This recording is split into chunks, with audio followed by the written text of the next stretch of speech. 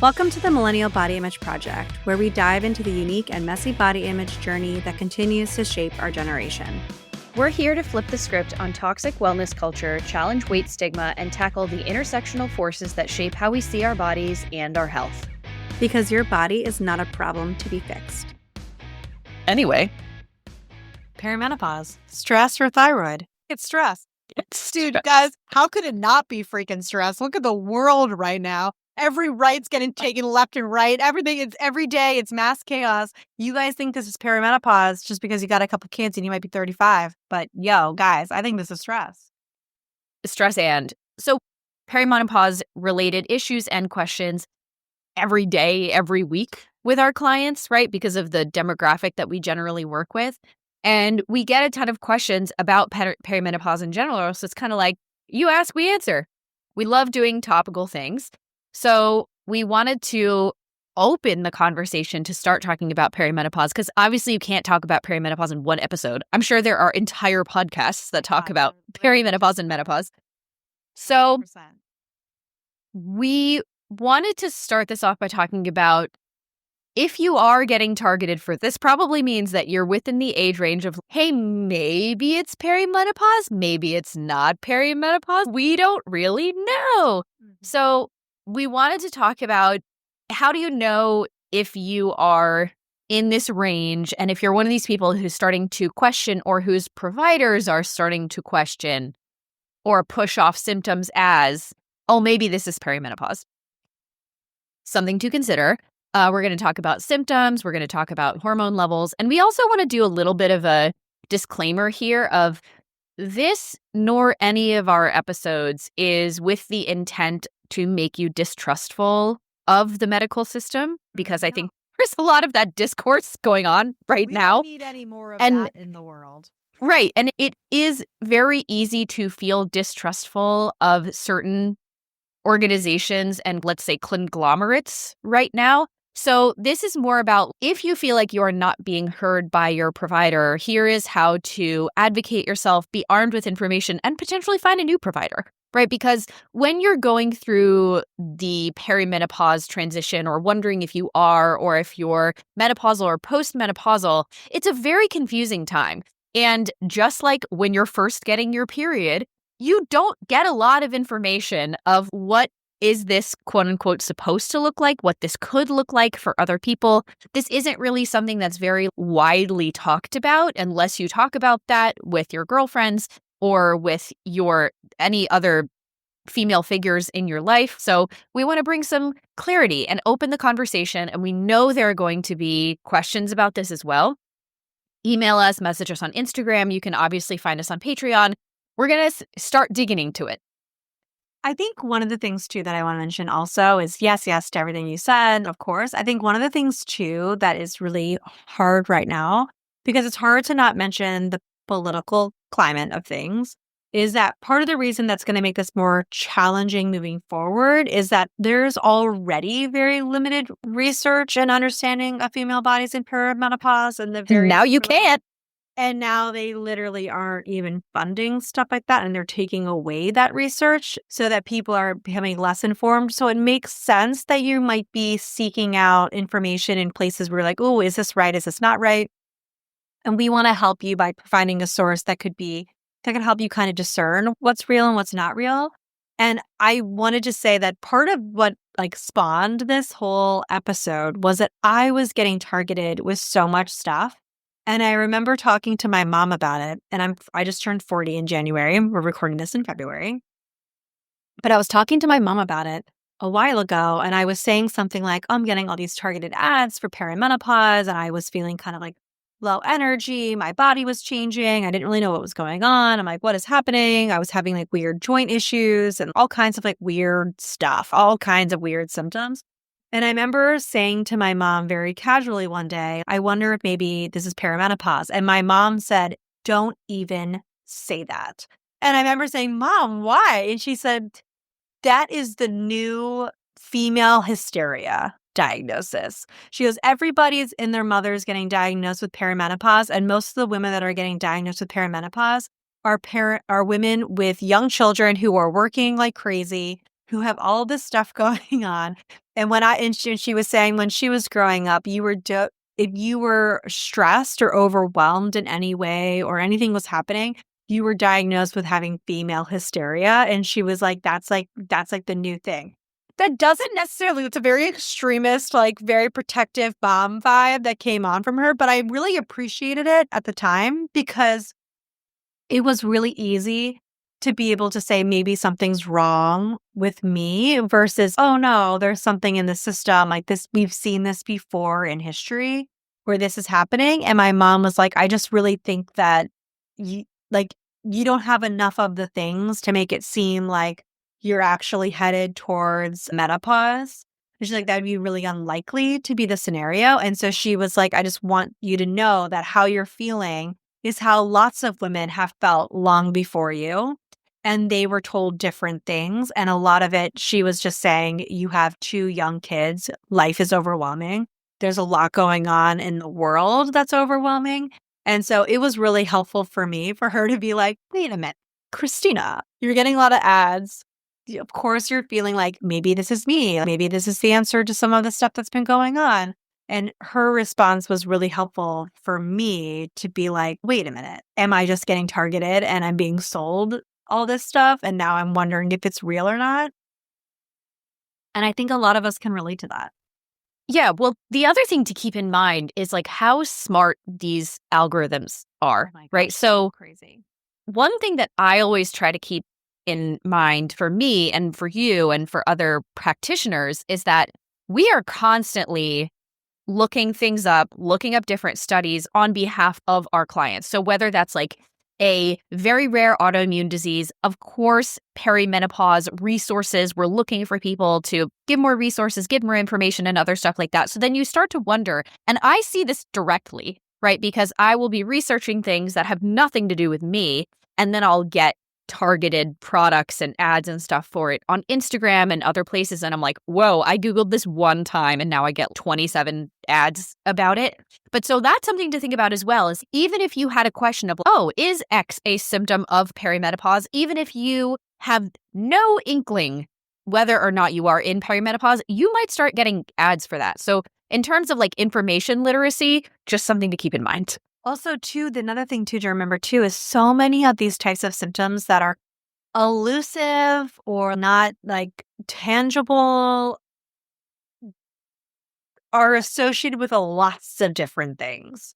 So it's really easy for 1 minute to be reading something and say, oh, this is clearly thyroid related or like whatever it is. And then you like read something else. Oh my gosh, that's clearly like dairy allergy related. And it's like you read this other thing. Oh my gosh, that's like this perimenopause thing. Like, oh my God, I have Cushing's syndrome. And it's all of these different things. A lot of the symptoms are fast reaching with multiple different things. And I think sometimes too, if you can take something or 1 or 2 things on a symptom list or in a targeted ad that you really identify with, it can make you really feel like you're going through this experience when really it might be just these things happen, these symptoms happen when lots of stuff are happening. And so it might not be any one of those things. It could be like, yes, and like lots of different things all happening at the same time.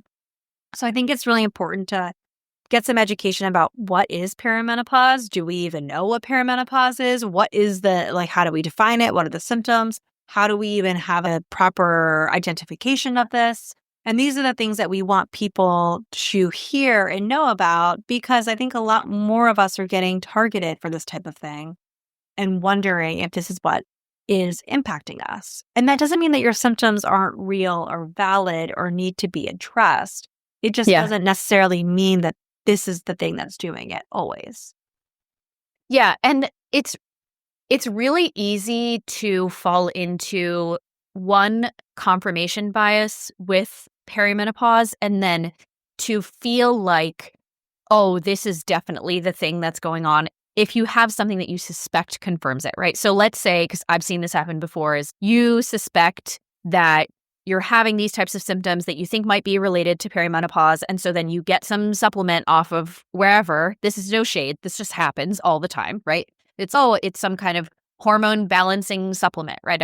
And if that makes you feel better in any way, you're like, oh, that seems like a confirmation to me that it was my hormones that were out of balance. Therefore, maybe it is perimenopause, right? So that's one thing that happens. And that's not to say that product didn't work for you. And that's not to say that it wasn't some kind of out of balance something, but that's not a confirmation that you're in perimenopause. At the same time, I was working with a client last week who had all these sorts of labs, was coming to me. We're going through stool testing, blood testing, Dutch test, which is a urine test for hormones.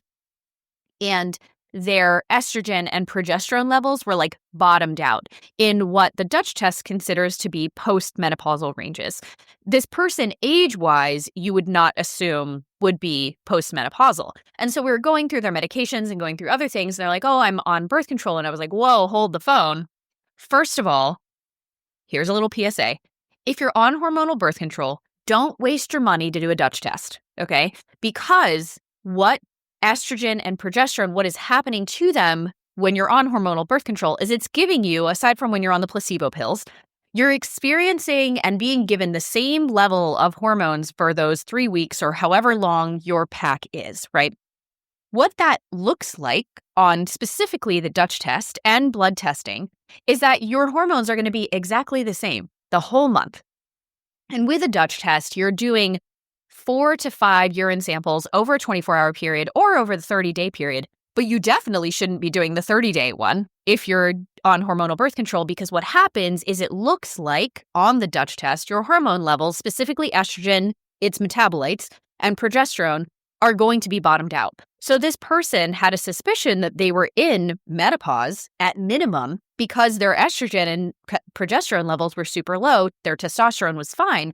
But I was like, wait a minute. This is basically an invalid reading for these two, because if you're on hormones of any kind, that's obviously going to impact the levels that you're seeing on those types of tests. So just something to keep in mind. But on that, one of the ways, before we even get into all of the symptoms to look for and stuff, one of the ways that you can test to see where you are is by getting a blood test done. If you're not on a kind of hormonal birth control, you can go to your OBGYN, you can go to an endocrinologist, you can go to your primary care, and you can get some hormone testing done for estrogen, for progesterone. You can test if you're ovulating by doing FSH and LH. There's a couple of other things that you can do in there. And that can generally either give you a baseline or it can give you an idea of where you may be in what's called the menopause transition.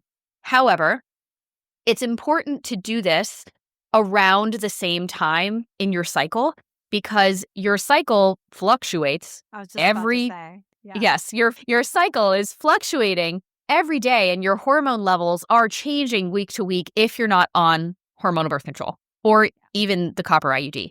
So it's important to get these labs done around the same time in your cycle each time, because otherwise, in the beginning of your cycle, it might look like, oh my God, my estrogen is so high. And then if 2 months later you go and you're in the second half of your cycle, you might be like, oh my God, my estrogen is so low. Those are both things that are supposed to be happening at that time in the cycle. So you want to get as close to even readings as you can, because otherwise your cycles are going to look crazy. Yeah, and you're not comparing apples to apples and oranges to oranges. You want to look at what's going on. One of the things, too, is that our hormones shift so much that it's really important for you to get it done at the exact same time and also to understand where you are.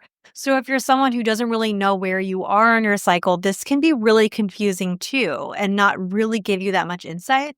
I will say from personal experience, my regular practitioner wouldn't do a hormone check because they basically said, I don't have the expertise to do anything about it. You have to go to an OBGYN to get more detailed testing around it.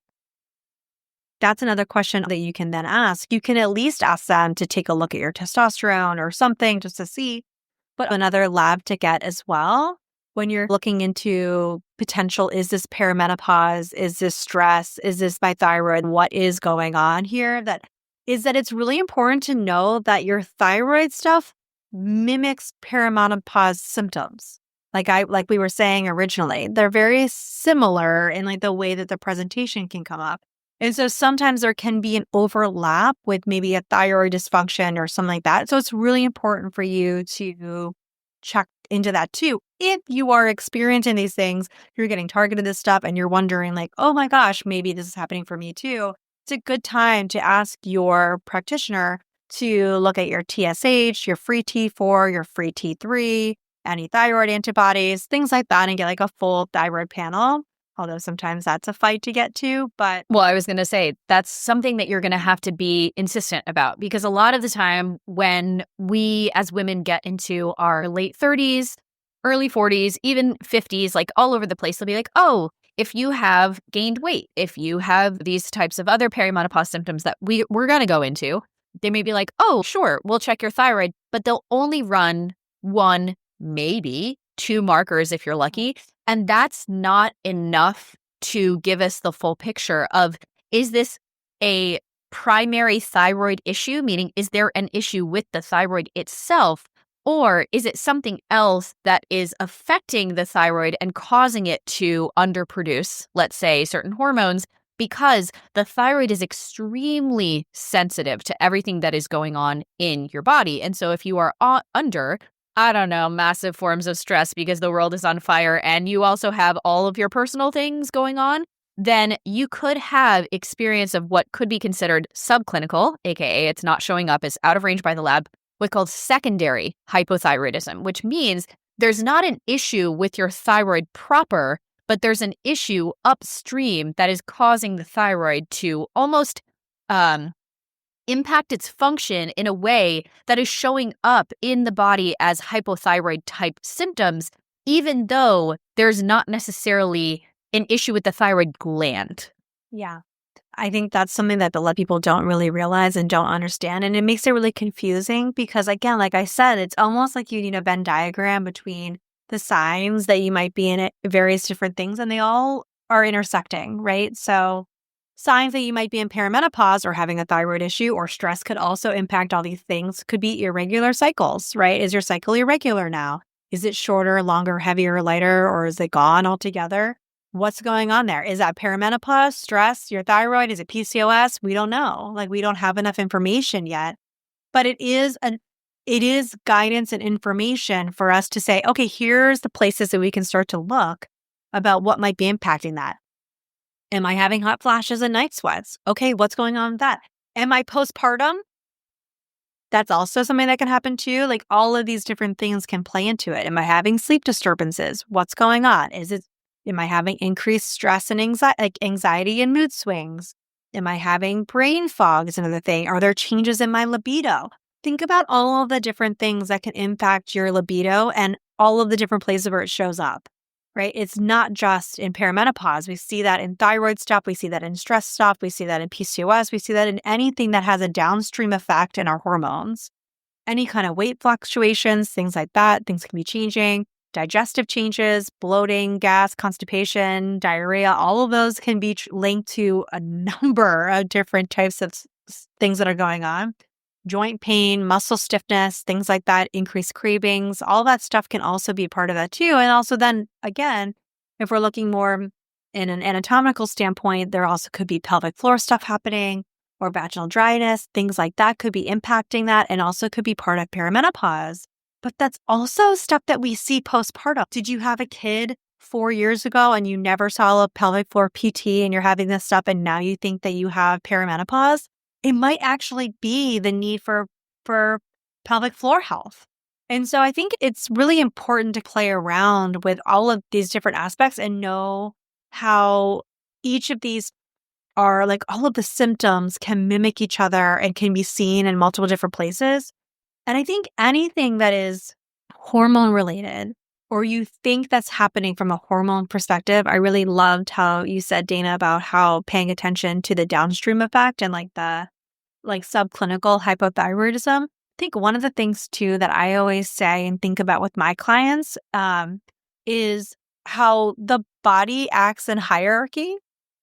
If it's too busy running away from bears all day, aka your children, your responsibilities, your bills, the government takeover that we're like low-key having right now, and like the stuff that's happening, all the stress that you're going through, a pandemic, all of the different stuff, we have to then think about the body works in hierarchy. And if it's too busy doing those things, it's not thinking to itself. Now's a really great time to have our hormones functioning and be really fertile and like all of the different things because it's thinking about We're not safe.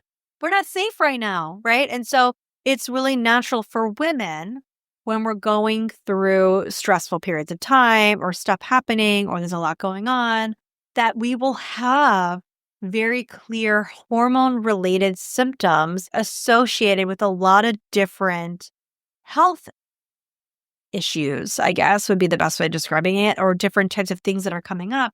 So I think sometimes, and that's why I truly believe that those ads are validating because you'll hear, oh my God, yes, like finally someone sees me and it's yes.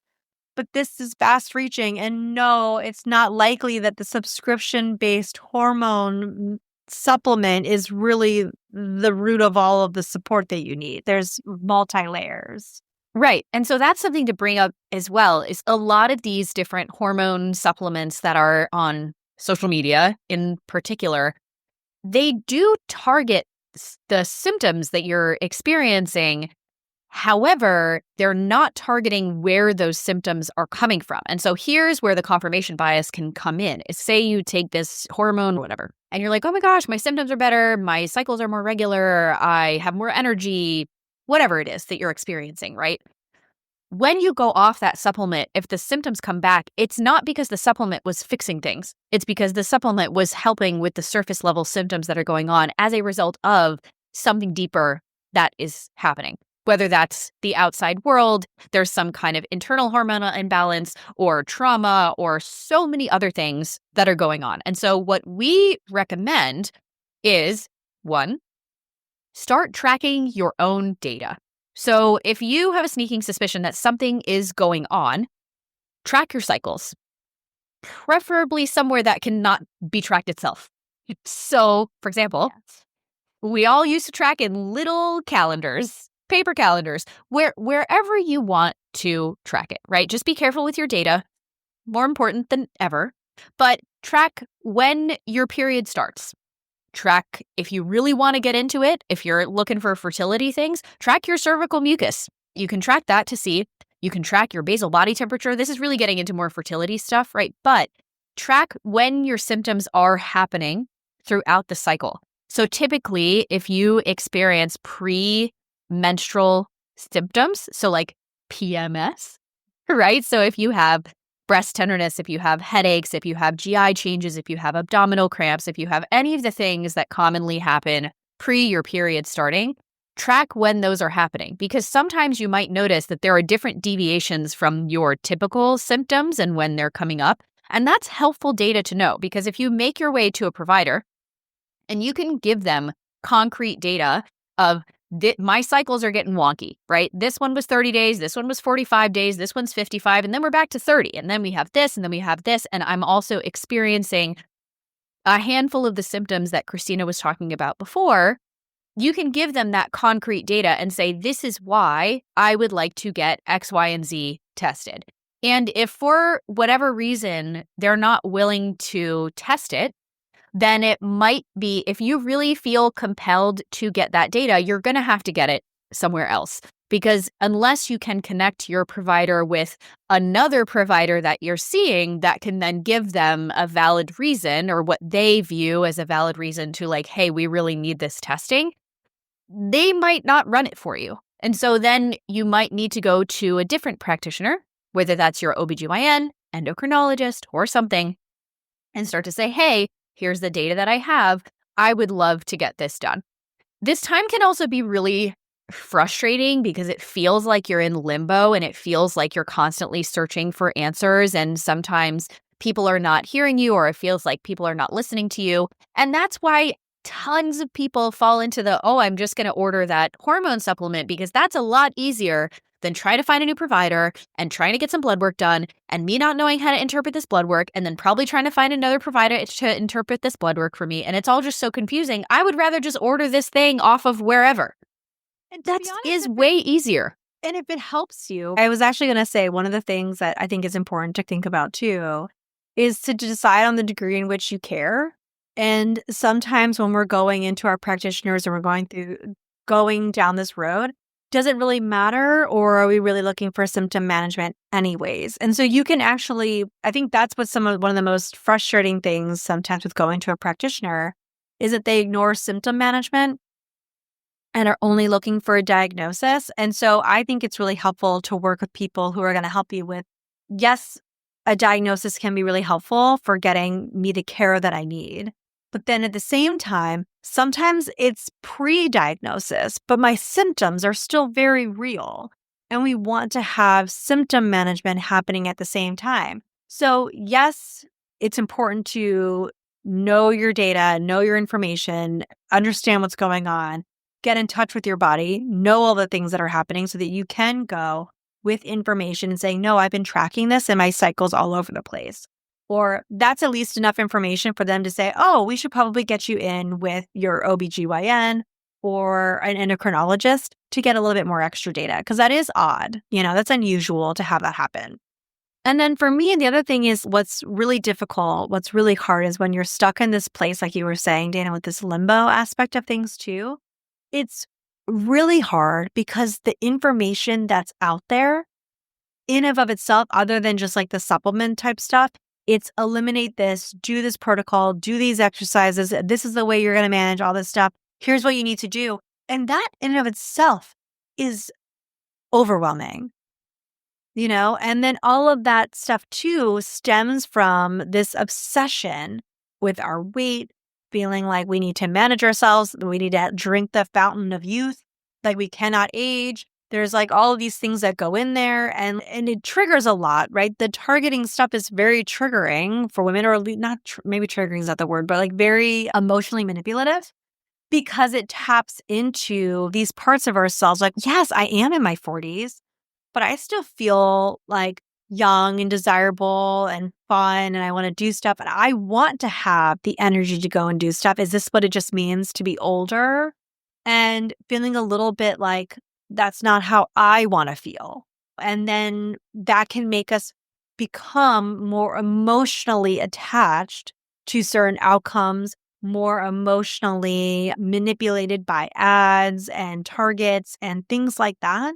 And so for me, I think it's really important to get some base level education, understanding about what are the things that are at play. What are the different areas that could also be showing me these symptoms? And it might not just be this one thing. It might be all of these other things or something else entirely. And so I just think it's important to consider that. And then also to know, okay, I'm getting targeted this. Like, this is so like something that I'm getting targeted. Usually you're getting targeted when you see the same ad or in the same kind of version of ads and the same types of Over real and content over. over and over and over again. This is targeted. Yeah, this is what's happening. This is who they think I am. Yes. And so it's like, no, TikTok's not going to diagnose you with perimenopause. It's not. Like, it's not going to do that.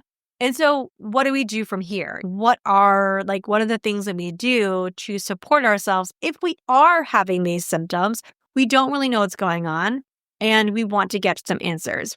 One, what Dana was saying. Two, start tracking your information, start getting some data so that you know what you're doing. Two, I think validating your symptoms. That is so, like, what you're feeling and what you're experiencing is something. Our body's always talking to us. And it can be really difficult and overwhelming when we have a lot going on. And then on top of it, we're feeling the ways that we're feeling too. And how do we how do we marry supporting, validating this, and also keeping ourselves from becoming obsessed and going off the walls and doing like thousands of different protocols and then doing all kinds of stuff and buying all kinds of different supplements, hoping that each one is going to manage each different symptom. Usually when this happens, it's usually a good time to put the credit card down, stop clicking on all those things, spend a little time going into Blake Lively and Justin Baldoni type stuff. Start distracting yourself with other things for a little while. Have some fun. relax a little bit. Don't be obsessed with these things, and then start to see where you're going from there. I'm just joking about getting distracted with Justin Baldoni. I just meant to recalibrate. She enjoys that deep dive currently, is what she's. No, what I'm saying is that you can recalibrate your reels, say like your reels and your explore page and your targeted content to have that less pressure on yourself, because it does feel like when you're having something over and over again coming to you, it reinforces this belief over and over again. And really, we need to take a couple of steps back, relax a little bit, find out what's going on, gather the data, understand the information that's coming to us, and validate our symptoms, saying, yes, this is real and I can do something about it. And it doesn't have to be a 20-step program and $80 a month in this one supplement in order to handle it. Mm-hmm. Yeah, because perimenopause and menopause is marketing gold for the diet, supplement, and fitness industries. So I think we're going to have to do I think our next episode is going to have to be diving into these like specific things that are getting marketed towards women who, whether they know or don't know, we're in that maybe I'm area, and talking about, okay, these things that are being marketed towards us specifically. We can go through some supplements. We can go through some, yes, there are diets specifically for us, at least they say they are. And then specific marketing around fitness and saying, oh, before when you were younger, it's so much easier for your body to manage its own weight and stuff. But now when you're going through this, it's so much harder. And so you need to try even harder, and you need to do these things, and you need to do all this extra stuff, and you have to do all these protocols, and you have to buy all these things and blah, blah, blah. And it's very fear-mongering. And we've always been sick of the fear-mongering. I'm sick of it to so many extra levels at this point, because it's everywhere, right? I think our next episode, we're going to have to deep dive into some of the specific things that are coming up. We would love to hear from you all. What are some of the specific products or marketing messages or protocols or things that you have been saying? I have a couple in mind that we can go through, but to hear the specific ones from you all as well. Definitely. I also think, too, one of the things that I would like to hear as well is not just the things that you're getting marketed, but also the questions that you have about it and what you want debunked and information that you have. Because I really think it'd be cool to do another episode that's non-diet approaches to perimenopause. Like, how can we take the information that maybe we're getting and be less obsessive about it? And then how do we support our system in a way that's actually going to help with these symptoms and make us feel a lot better? And so that you do feel like you're self-advocating, doing something for yourself, understanding how to support your body as you are going through a shift, if you are. Because whether it's perimenopause, stress, or your thyroid, or whatever it is that's going on, we want to support your body because of the symptoms that you're feeling. And that is true. What you're feeling is true. And so how do we support that in a way without feeling like you have to never have anything without removing any major food groups, being obsessed with counting foods, counting your protein, all of the stuff that we're seeing everywhere now. Oh, protein. Oh my God, right? We need a deep dive on that too. Everyone who's like, getting enough protein. I'm like, since when do we all care about this so much? So I think we need to go into a non-diet approach for perimenopause too, for people to understand. So if you are going through perimenopause, what can you think you might be, or you're being marketed that you are? Mm-hmm. How do we decide whether or not you might be, or that you are, or that maybe you are in it and you have that clarity on where you are in your journey into menopause? And then you can then say, okay, for this stage of life where I am and how I'm feeling, here's how I can adequately support myself and understand what my body needs so I can respond to that. That's what I'd really love people to leave with. Mm-hmm. And if you want the extended cut of this episode where we talked about some hilarious personal stories around the mental load and ADHD, you can check that out on Patreon this week. Oh God, you're going to post that? Oh yeah, I'm totally going to post that. Buckle up. Oh, bye guys.